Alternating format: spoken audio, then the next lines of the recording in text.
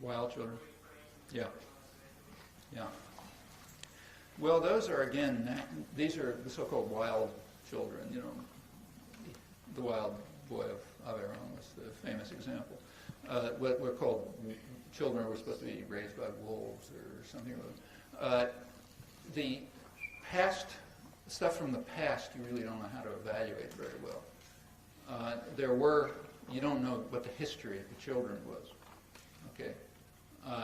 There are modern cases that have, contemporary cases that have been studied carefully, like the one in Los Angeles, Jeannie, who was a kid who was, had, you know, kind of psychotic parents, father at least, who locked her in a room at around age 2, I think, and she never got out and never spoke to her. He just grunted at her and threw food at her, that sort of thing. She may have heard some noises coming from the window or somewhere or other, nobody knows, but basically she had no human experiences, you know, no linguistic experiences.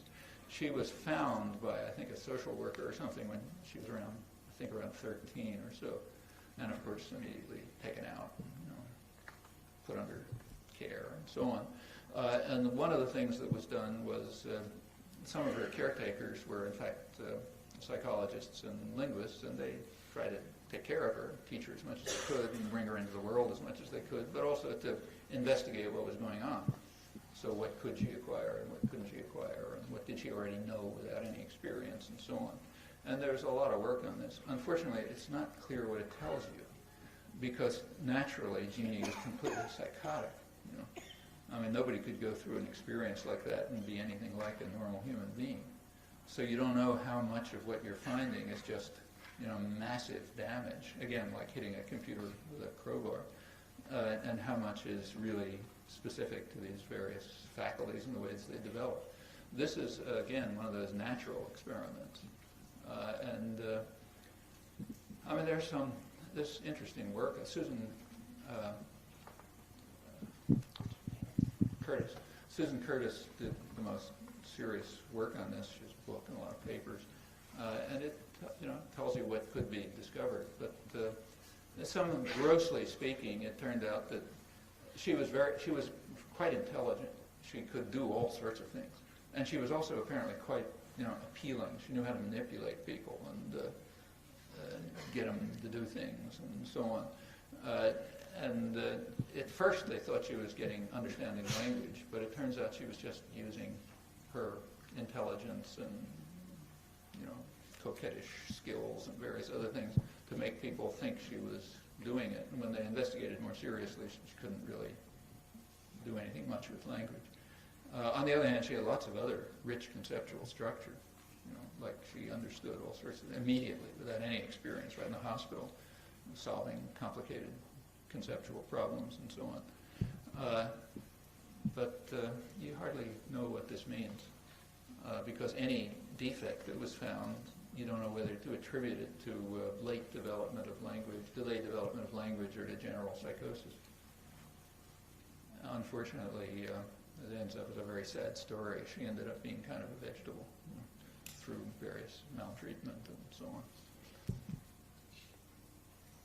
And there are a few other cases like that. There are some cases which aren't that, you know, which are less horrifying, which are very instructive. So a couple of years ago, some psychologists in Philadelphia, students of Lila Gleitman, who's one of the leading cognitive psychologists, they discovered children.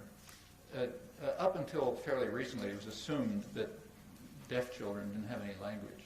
It's now known that that's totally false, that the language of the deaf is very much like ordinary language, just a different modality, but has a lot of the same properties and develops the same way. And so it's just another language, like Swahili.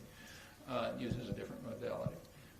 They discovered a couple of kids, cousins, who had been brought up in what's called an oralist tradition, fortunately mostly dead, but it was the orthodoxy for a long time. The orthodoxy was that if kids are hearing disabled, you shouldn't allow them to learn sign language. You should force them to lip read. It's a little bit like saying you should force kids to learn English, whatever the language is. And that was very damaging. it prevented normal mental and intellectual and linguistic development. That's all gone, mostly gone by now, unfortunately.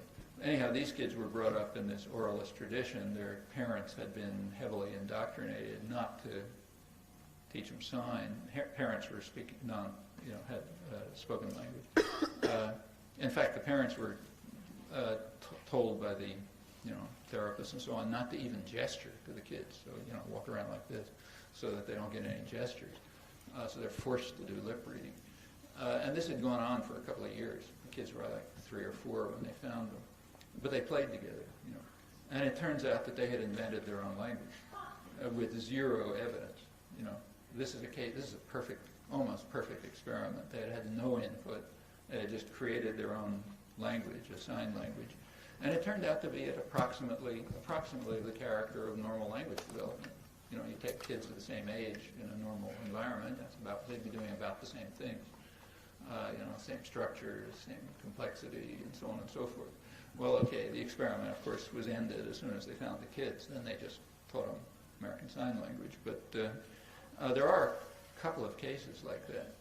There's one really interesting case, which is being investigated right now, actually, in part by a former student of ours at MIT. They found in Nicaragua a community of people who are seriously hearing disabled, who had just over time had created their own language. And it's now just the language that kids learn as they grow up, and it's the language that's used and so on. But again, with no input. So it just developed. And that's kind of a natural case. There are other things like that. So-called creoles have some of the same properties, languages that are created, by, for example, enslaved communities where you bring people together from many different linguistic groups and they're sort of stuck together. They tend rather quickly, in fact, to create a common language called creoles. And these are just like ordinary languages as far as anybody knows.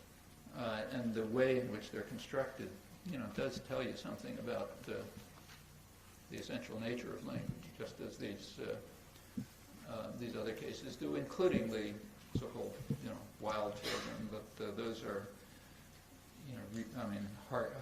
they're restricted in what you can learn from them because of the complexity of the conditions in which they've developed.